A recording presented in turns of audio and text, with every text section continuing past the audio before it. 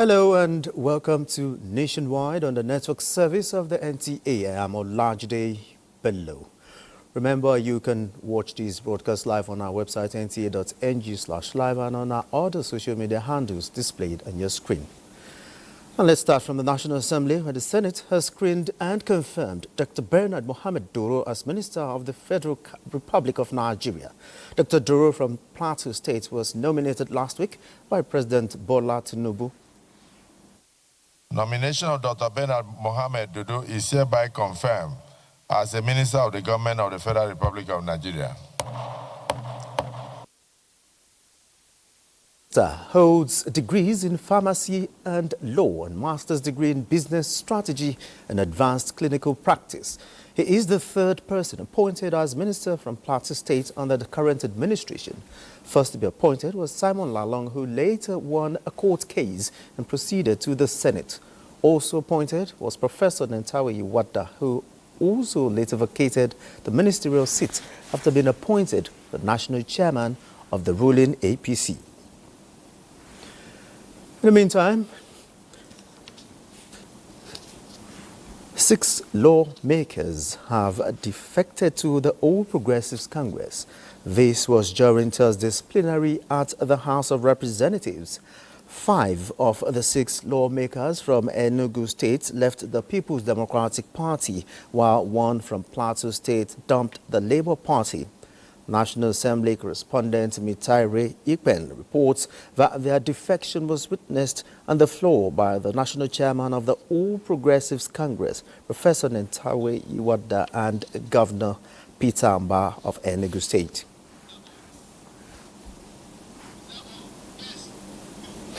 Nigeria is intensifying preparations ahead of the 30th United Nations Climate Change Conference, COP30 in Brazil, with the National Council on Climate Change in partnership with the British government. The Foreign, Commonwealth and Development Office conveying high-level training to strengthen the capacity of its climate negotiators. It is to better articulate the country's priorities and push for fair climate deals. Charles Alpha reports. The Conference of Parties COP comes with its own agenda and a long list of texts ready to be negotiated by countries who are signatories to the United Nations Framework Convention on Climate Change. Ensuring that national climate priorities are well negotiated and heard where it matters most requires skills, strategy, and deep understanding, the kind of preparations Nigeria is undertaking here.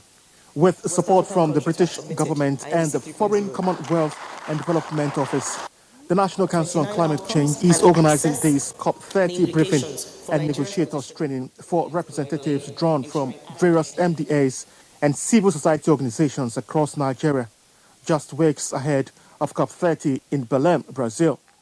In terms of the preparations that we've made, our negotiators are ready as we focus this year for the first time on climate diplomacy, which is the key backbone to make negotiations processes work smoothly.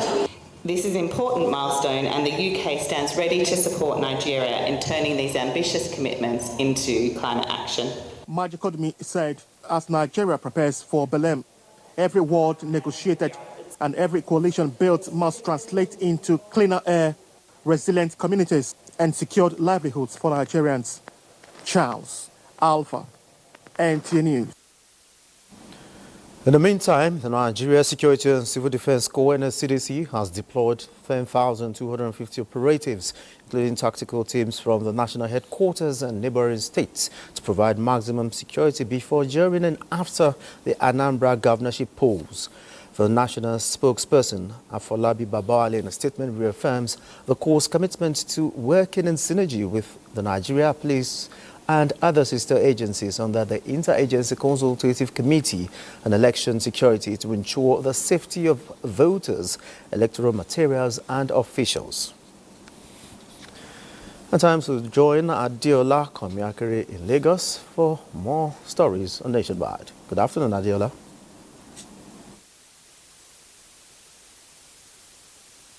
Lagos for more stories on Nationwide. Good afternoon, Adiola. As Nigeria stands at the intersection of democratic consolidation and economic transformation, the need for a more efficient, equitable, and transparent tax system has been re-emphasized. Participants at the 2025 Annual Conference of the Chartered Institute of Public Management are therefore charged to champion tax reforms that will benefit both the government and the people. Susan Esu, who covered the event in Asaba Delta State, now reports. Gathered here are public managers drawn from different agencies and government parastatals across the country. This conference, with the theme Advancing Democracy Through Strategic Tax Reforms, seeks to remind public managers of their pivotal role as architects of public policies and stewards who bridge the gap between government and the governed. President and Chairman of Council, Chartered Institute of Public Management, said the strategic and transparent tax reforms agenda ensures that citizens see their contributions translated into visible development. This conference and its team reaffirm our mandate as custodians of good governance and public management. Represented by the Chief Economic Advisor, Delta State Governor Sheriff Oberoweri charged members of CIPM to move beyond the rhetorics and embrace reforms that simplify tax codes. A fair tax system not only raises revenue, but also reinforces the social contract between citizens and governments. Making presentations on the theme of the conference, resource persons say the new tax regime, which was signed by President Bola Ahmed Tinubu on June 26, 2025, will not only curb corruption, but build trust and expand inclusion. It will be easy for us, the public managers, to discuss with our peers, our subordinates, and indeed advise our superiors on how all the processes involved in the 4 modules of the tax reforms are undertaken. We are going to carry the news about that tax reform is not what we thought it was, but it's going to modernize our payment of tax. Participants are optimistic that resolutions from the conference will help chart a new course for democratic and economic renewal in Nigeria. In Asaba, Susan Esu, NTA News. The need for every Nigerian to support security agencies to sustain the successes recorded in addressing complex security challenges facing the country is paramount. This was stated by the Commandant of the Nigerian Army College of Logistics and Management at the 2-day seminar and workshop on conflict management. Bolaji Akim completes the report. In Nigeria, worldwide, with the team building synergy through effective coordination of the whole of society for enhanced national security. This workshop, which also accommodates officers from other paramilitary agencies, is to equip participants with modern techniques and innovation in identifying conflict-related issues in a multicultural society like Nigeria. Commandant of the college was represented by the chief instructor, Colonel Oluranti Ogundiniyi, revealed that effective conflict resolution and management will go a long way in strengthening security architecture of the country. We are all aware of the complex security challenges facing our nation and the sustained effort of our security agencies in addressing them. To consolidate these gains and meet the demand of contemporary conflict, it is imperative that the security actors continually update their knowledge and skills. The workshop will, among other things, enhance the professional competence of middle and senior level officers, including personnel of other security agencies. It's very important to have the military work alongside with other actors such as civil society, the press, other agencies to work effectively in combating insecurity and also fighting, for example, terrorism. We're trying to build capacity and also capability so that we can collaborate, not compete, also in information sharing or gathering to be able to make sure that the country is safe. The workshop drew participants from the Army, Navy, Police, Civil Defense and DSS. In Lagos, Bolaji Akim, NTA News. A national action plan for the implementation of the national policy on cash and voucher assistance in humanitarian context has been unveiled in Abuja. Ruth Aguele reports that the policy document is a decisive step in advancing Nigeria's commitment toward strengthening humanitarian responses for targeted beneficiaries.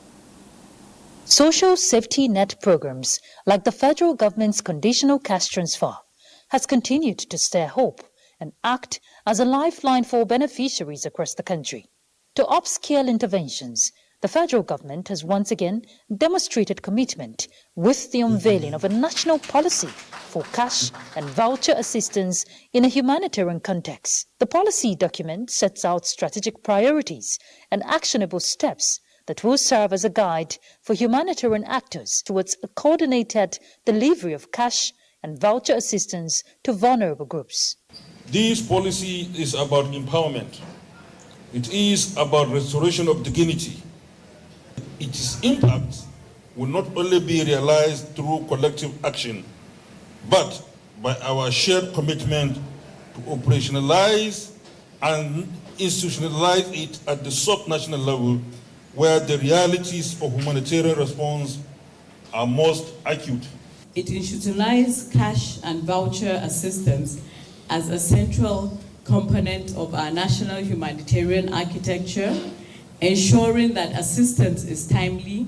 Is to accompany capable people, capable government to get where they want to be, which is help people to get back their dignity and then live above the poverty line. Especially women, children, elderly people, persons with disabilities are not left behind or exposed to risks. Key players are expected to share their perspectives on a comprehensive roadmap for the implementation of the policy by strengthening collaboration in advancing accountability and transparency to promote inclusion and build resilience among vulnerable groups. In Abuja, Ruth Aguele, NTA News. The federal government says a comprehensive framework is being developed to offset the legacy debt owed power generation companies in the country and prevent future accumulation of debts in the sector.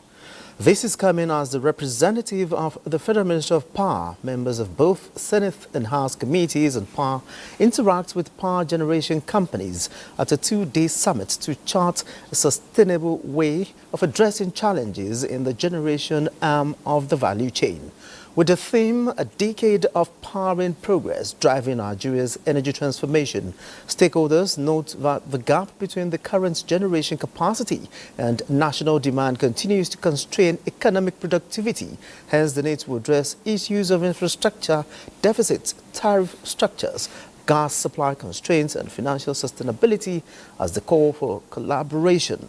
The power generation companies assure the committees of sustained engagements with government regulators and market operators to improve performance, liquidity, market transparency and payment discipline, as well as strengthened industry collaboration with gas suppliers, Nigeria Bulk Electricity Trading, NBET, and the Transmission Company of Nigeria. It's available to work together to meet the need of the people. There must be basic access to energy. Everybody pay about the same thing. Then when you want to have comfort, you pay for additional consumption. I think you need to pay attention to efficiency, effectiveness, equity, and ethics. The consumers out there, they should know that generation companies are generating power. But what we want from them is to assure us that when they consume, they are paying. The summit is reflecting on 10 years of power generation under the privatized power sector in Nigeria. The Nigerian Institute of Public Relations, NIPRFCT chapter Abuja, will not just be celebrating its 35 years of impactful existence in November this year, but is getting set to host the World Public Relations Forum 2026. Participants at this month's meeting say the event highlights NIPR's dedication to excellence and its growing influence on the global stage. Chineye Nwoye reports. Gathered in this hall for this month's meeting are the executive and members of the Nigerian Institute of Public Relations, FCT Chapter Abuja, and other PR professionals. The theme of the conference is Leadership for Inclusive Development and Nation Branding. FCT, from inception till date, people have contributed in making it what it is. So there is a component that says rewarding or celebrating the hands that built the FCT. The 35th anniversary is coming on very well. I want to congratulate Haji Alami, Madam Chair, and the rest of your team members for giving us something to be cheerful about. Key players believe that Nigeria's selection as host for the 2026 World Public Relations Forum is not just a testament to Nigeria's expanding role in international public relations and communications, but also reflects the professionalism, leadership, and commitment of NIPR in advancing public relations practices across Africa and beyond. 7 days tailoring, entertainment, there would be professional reputation talks, there will be a whole lot, seminars, enhancements, so much at the WPRF 2026. 35 years, still counting and getting strong. We need to celebrate it. But beyond celebration, we need also to bring to fore what is needed to be a PR, and more than anything else, branding Nigeria as we look forward to hosting the world. Everybody involved in making things to happen in Nigeria should do good things that will give us good image. That's what we do in NIPR. The meeting also featured the presentation of ID cards to fellows, as well as celebration of those born in the month of October. In Abuja, Chinenye Nwoye, NTA News. The Nigerian Television Authority and its Director General Saliu Abdulhamid Dembos have been honored with merit awards by the 10th National Assembly Award Committee for Excellent Services and Professionalism in the Broadcast Industry. National Assembly correspondent Isa Mohammed reports. The 10th National Assembly Merit Awards is the second edition organized to honor outstanding legislators, media professionals, bankers, the academia, and other individuals who impart on the humanity. Organizers say the 10th National Assembly carefully recognizes individuals on merits. As we mark this edition, we stand reminded that progress is sustained not only by strong laws, but by men and women of character, individuals whose visible and hidden efforts help to contribute to the stability and integrity of our democracy. It's an award with spices. It's not just an award that is like for glamorous purpose. You can see it's a way to say thank you. Director General of the Nigerian Television Authority, Saliu Abdulhamid Dembos, who was represented by the General Manager, NTA Parliament, Abdullahi Garba Birnin Kudu, was one of the awardees for leading the best broadcasting station. It goes to show that it's not only we the staff that recognizes the role NTA has been playing in terms of its broadcast, leading broadcast role. It goes to show you that all Nigerians appreciate what NTA is doing in terms of stabilizing the broadcast industry and in terms of deepening democracy. Other awardees include the Minister of Human Affairs, Leader of the House of Representatives, wife of the Senate President, some House members, clerks of committees, and religious leaders for their stewardship.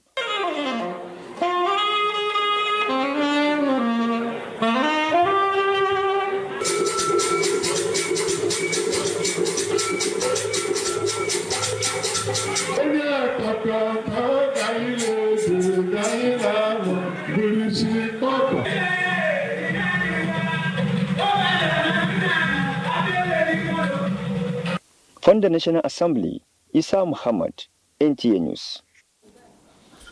And arrangements are in top gear for the successful hosting of this year's NTA VON and FRCN service of 9 lessons and Christmas carols. Part of the arrangements is the visit to the Nigeria Christian Pilgrims Commission, where the committee, led by the Director of Programs, Federal Radio Corporation of Nigeria, sought spiritual guidance and support. Bishop Stephen Adegbite emphasized that the Christmas season remains a time to give, reflect and pray for the progress of the coming year.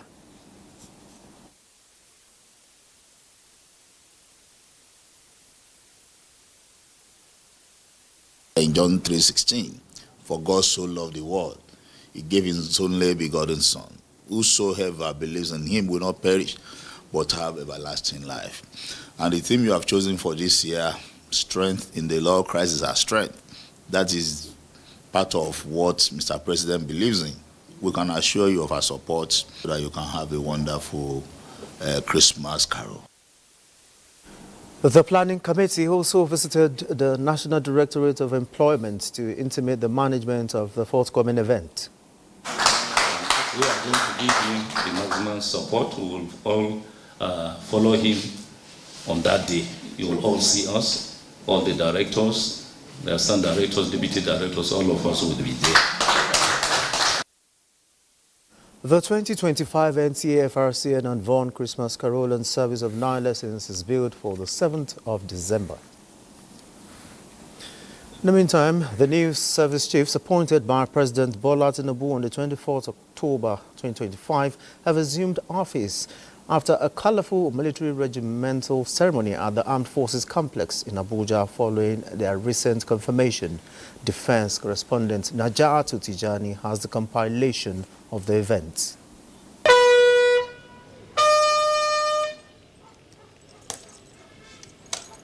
It's a new dawn at the Defense Headquarters as former Chief of Army Staff Lieutenant General Olufemi Oluyede assumes a higher strategic level as the new Chief of Defense Staff. As I take over as the Chief of Defense Staff, I wish to reaffirm my total commitment to the defense and security of the Federal Republic of Nigeria. My leadership will therefore be guided by the principles of professionalism, jointness, discipline, innovation, and accountability. We have recorded significant gains in the fight against terrorism, insurgency, and other forms of criminality, but the work is not yet finished. I leave the state fulfilled, grateful, and filled with optimism for our beloved country. I love my country so dearly, and I want this country to succeed. I might be retiring from active service, but my commitment to Nigeria remains unshakable. Similarly, Major General Waidi Shaibu assumes office as the 25th Chief of Army Staff in a brief symbolic ceremony at the Nigerian Army Headquarters. I will do everything to advance the transformation of the Nigerian Army into a professional, innovative, and formidable force that is agile, adaptable, combat resilience, capable of decisively discharging its constitutional responsibility within a joint and multi-agency environment. The Nigerian Navy also bids bon voyage to its 22nd Chief of the Naval Staff, Vice Admiral Emmanuel Ogala, and welcomes its new leader, Rear Admiral Idi Abbas, in a changeover ceremony held at the Naval Headquarters, Abuja. The new chief promises a more disciplined, more synergistic and tech-driven Navy. My tenure will be guided by a clear and actionable strategic approach, focusing on strengthening maritime security with relevant security agencies in the conduct of operations towards tackling the pervasive security threats confronting our dear nation. In the last 2 years and 5 months of my command of the Nigerian Navy, the Navy made significant strides in its operational activities. We have preserved the sanctity of our maritime space, ensuring there was no piracy incident under my watch. Defense correspondent Olajide Bello reports that the leadership of the NAF passes from one guardian of the sky, the 22nd Chief of the Air Staff, Air Marshal Hassan Abubakar, to the next, Air Vice Marshal Sunday Aneke, with renewed vigor to deploy air power with precision and less collateral damage. For titles are transient, applause is momentary, and seasons inevitably change. But honor endures, and history will be kind to those who lead with character, courage, and conviction. I wish to assure all officers and airmen that I shall continue from where my predecessors stopped in the quest to attain the required posture that will guarantee Nigeria the security and stability necessary for development and peaceful coexistence. As the new chiefs take on the mantle of leadership, it is expected that they will take charge and steer the armed forces of Nigeria to greater heights. Naja'atu Tijani, NTA News. Now let's join Kemi Oshin in Ibadan for stories making the round from that zone. Kemi, take it up from here. Thank you, Olajide, and it's a warm welcome to Ibadan.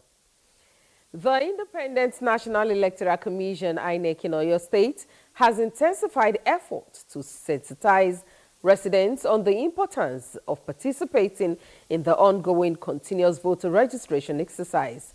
The Commission is urging eligible citizens who have not registered to take advantage of the opportunity and obtain their permanent voter cards. Oyeyinka Omole, who participated in the Commission's roadshow within Ibadan Metropolis, has the details.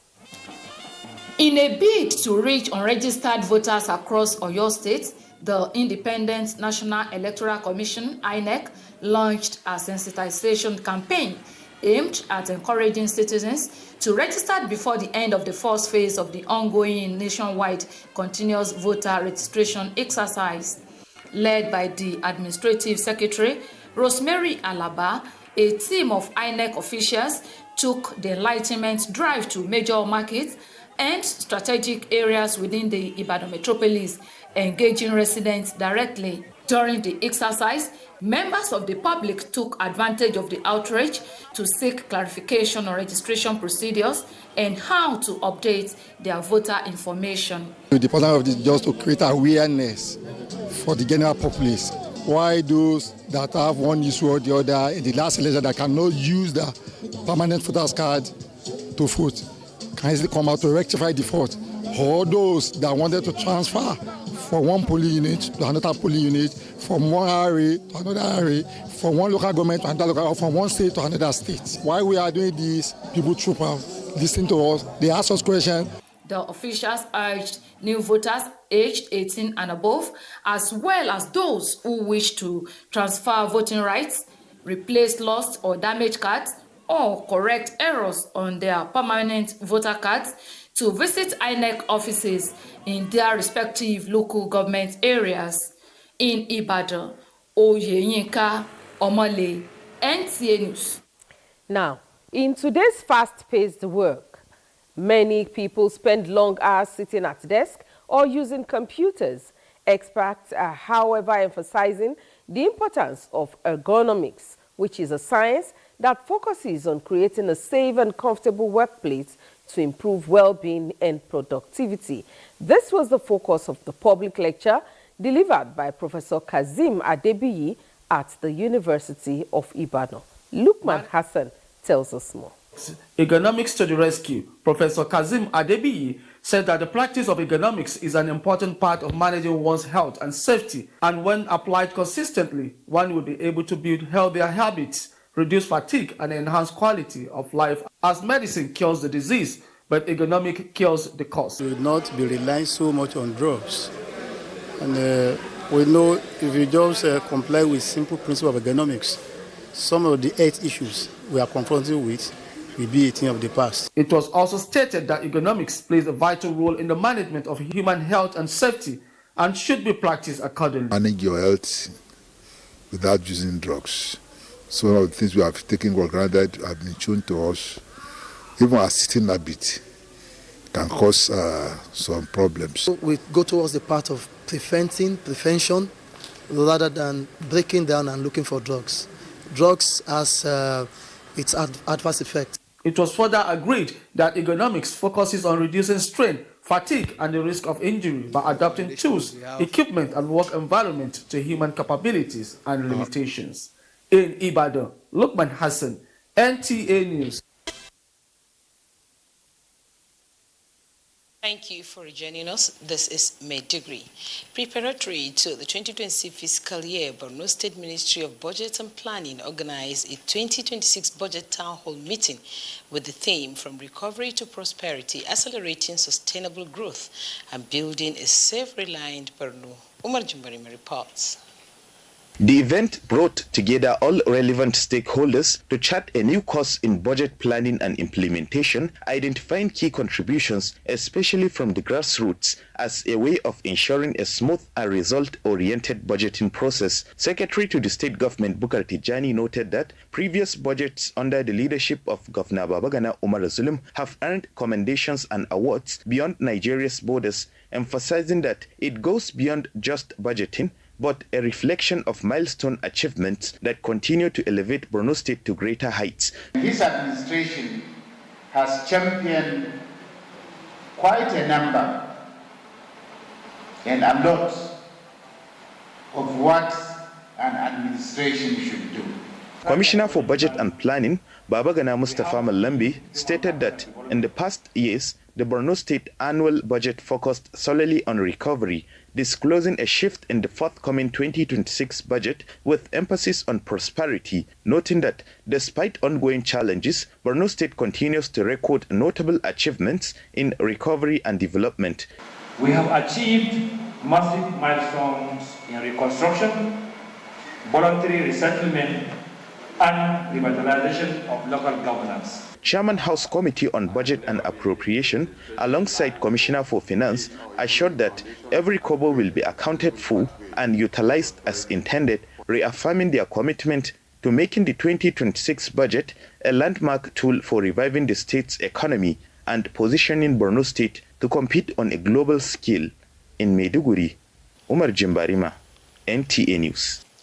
The Police College Maiduguri is partnering with the Borno State Information and Communication Technology Development Agency, BIGDA, to combat cybercrime and boost digital literacy. Fatima Isa reports that the collaboration aims to strengthen synergy between security agencies and tech institutions in tackling cyber threat and promoting public awareness on digital safety. Cybercrime remains a growing threat globally, evolving with technology and impacting individuals, businesses, and governments. To address this, the Police College Maiduguri is partnering with Borno State ICT Development Agency to strengthen capacity through training and innovation. The next line of action is to constitute a kind of technical working group between Nigerian Police Training College and then BIGDA to sit down and then proper modality of sit part and strong collaboration. The agency will assist us to train these young men and women, and if they become computer literate, if they become digital police, we are good to go. Commandant AIG Muazu Usman Muhammad also met with the Commissioner for Education, Science, Technology and Innovation, Lawan Abu Wakilbe, to seek support in addressing challenges facing students of the college. The Commissioner pledged the ministry's support, confirming that RUWASA has been directed to begin key intervention projects at the institution. In Maiduguri, Fatima Isa, NTA News. Those are the trending stories from here. Nationwide continues with Olajide Bello in Abuja. Olajide is back to you. Many thanks, Ladidi. And moving on. The Federal Ministry of Women Affairs, in collaboration with a non-government organization, has launched a financial literacy program initiative tagged Empower Her. The empowerment program aims at building the financial capacity of more than 250,000 women on board the program through training in financial, digital and entrepreneurial skills. Minister of Women Affairs Iman Suleiman Ibrahim during the launch emphasized the federal government's commitment to advance women's economic growth to ensure women's inclusive participation in national development.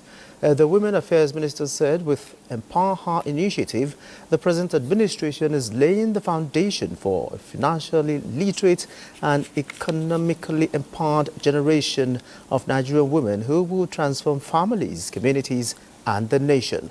The founder of the NGO, Kathleen Ehimo, described the program as a national movement to ensure that women from both the formal and informal sectors acquire the knowledge and confidence to grow wealth, grow businesses, and shape their own destiny. As a follow-up to Nigeria's commitment at the 2025 Global Disability Summit in Berlin, Germany, The National Commission for Persons with Disabilities, in collaboration with key government stakeholders and partners, have put together the 2025 Nigeria Disability Summit to upscale on these commitments and identify actionable strategies for inclusive policies that will enhance the lives of persons with disabilities in Nigeria. Gufan Shaji Ugwai reports. The 2025 Nigerian National Disability Summit is a crucial step in accessing progress, confronting challenges and strengthening collective accountability. From commitments to action. In other words, the era of sweet talks has passed. Through collaboration with state government and development partners, we are expanding access to assistive devices and integrating disability data into national planning and national social register. In Sight Savers, we believe in a world where no one goes blind. And creating opportunities that empower persons with disabilities to contribute their talents to our shared future. Highlights of the summit is the launch of the National Forum of Disability Commissions and Agencies, a coordinating platform designed to strengthen intergovernmental collaboration and ensure effective implementation of disability rights nationwide.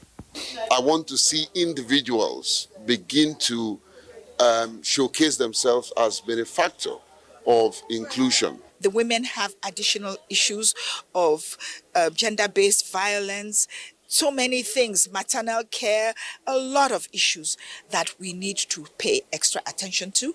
The theme for this year's 2025 Disability Summit is Inclusive Nigeria, empowering persons with disabilities for sustainable development. In Abuja, Gufan Shaji Ogwanyi, NTA News. Actors and critical stakeholders in the transport sector are set to draw up a workable roadmap to drive the realization of the $1 trillion economy by 2026 as projected by the Tinubu administration. Transport correspondent Ladibala reports that the Institute of Transport Administration of Nigeria is leading the conversation. Transportation is not only considered one of the catalysts for development, but serves as a veritable lifeline for economic growth and social cohesion. Concerted efforts are being galvanized by actors and players in the transport sector to redefine the viable entity beyond movement, but an enabler of development. From the recent International Railway Conference is another roundtable underway on transport by the Chartered Institute of Transport Administration of Nigeria. The $1 trillion economy that we are talking about, transportation, if you ask me, is the heart to get this done. Yes, our production capacity has increased from the creek. We are now around 2 billion barrels a day. Yes, that is good, but for the 2 billion to now circulate, you need transportation. Until we are one, that is when we can move the needle in the transport sector.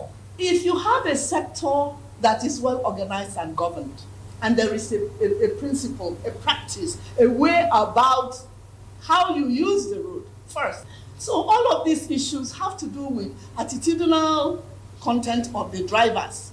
Stakeholders are optimistic of the favorable outcomes that will birth an integrated transport system within the confines of global best practices. In Abuja, Ladibala, NTA News.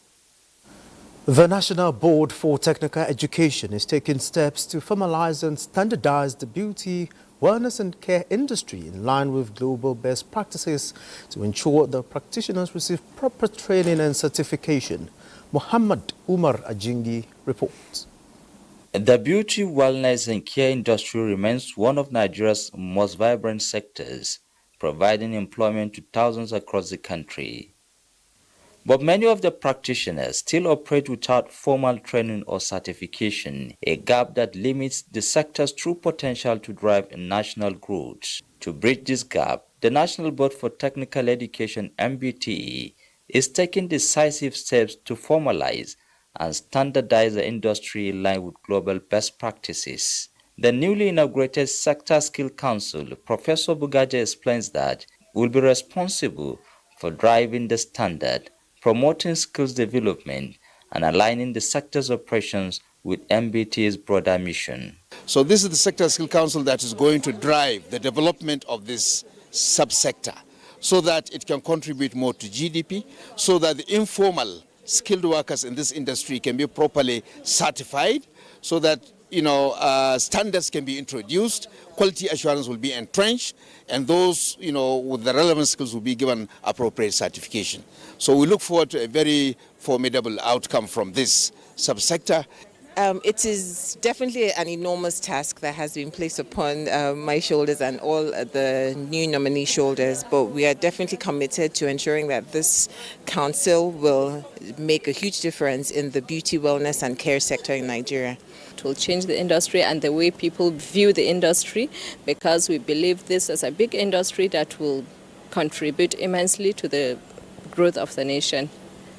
With this inauguration, the Council for Beauty, Wellness and Care is set to open new doors, ensuring practitioners receive proper training and certification. In Kaduna, I am Muhammad Murajingi, NTA News.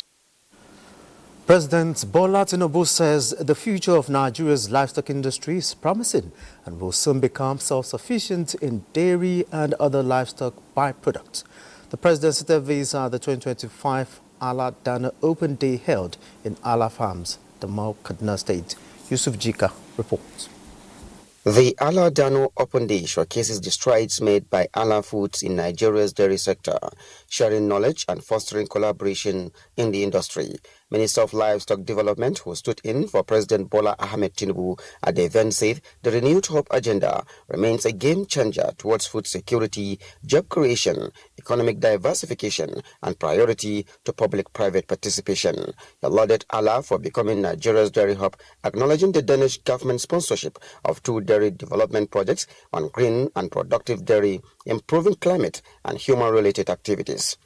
With our vast land, youthful population, and the determination of our government, Nigeria can and will become self-sufficient in dairy and other livestock products. We will not relent until every Nigerian has access to safe, affordable, and nutritious food produced within our borders. Together with Ala Farms and other important stakeholders, we can put Kaduna State on the map among the leading producers of milk, not only in Nigeria, but also in West Africa.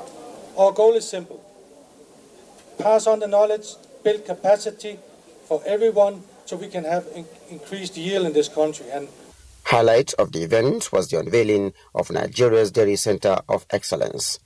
In Kaduna, Yusuf Jika, NTA News. And let's join our sport desk for sport update. The Sports Writers Association of Nigeria has kicked off its 60th Diamond Jubilee celebration at the Moshood Abiola National Stadium in Abuja. Members and state chairmen convened for seminars and discussions focused on shaping the future of sports journalism in Nigeria. Participants expressed excitement about the milestone, describing it as a time to reflect on one's achievements and chart new directions for the profession. We hardly ever get the respect or reward we deserve, but for once, they are being recognized, for the job they've done. It's one that is bringing us together. Elsewhere, in preparation for the 2026 World Cup playoffs, the Nigerian Football Federation has announced that the Super Eagles camp for the 2026 World Cup African playoffs will commence on Sunday, November 9 in Rabat, Morocco. Nigeria, Gabon, DR Congo and Cameroon will compete for the Lone African Sport on November 13 and 16, with the victor advancing to the Intercontinental Playoffs in Mexico by March 2026. The Super Eagles will face Gabon in the playoffs, and the winner would take on the victor of the other semi-final match between Cameroon and DR Congo in the semi-final. Meanwhile, in the Carabao Cup quarter-finals, Premier League leaders Arsenal are set to face Crystal Palace after Oliver Glasner's team eliminated Liverpool in the 4th round. Palace stomped the league champions 3-0 as Arne Slot's heavily rotated side found themselves outplayed at Anfield. In what was Liverpool's 6th defeat in 7 games, League One Cardiff City, the only side left in the competition from outside the Premier League, will host Chelsea. Manchester City will entertain Brentford, while Newcastle United will take on Fulham at St James's Park. The quarter-final fixtures are set to take place during the week, commencing Monday 15 December with most matches kicking off on the evening of Tuesday 16 December or Wednesday 17 December. For Sports Update, Bright Ebuchu, NTA News. Well, that's it nationwide. Many thanks for being a part of it. I'm Olajide Bello.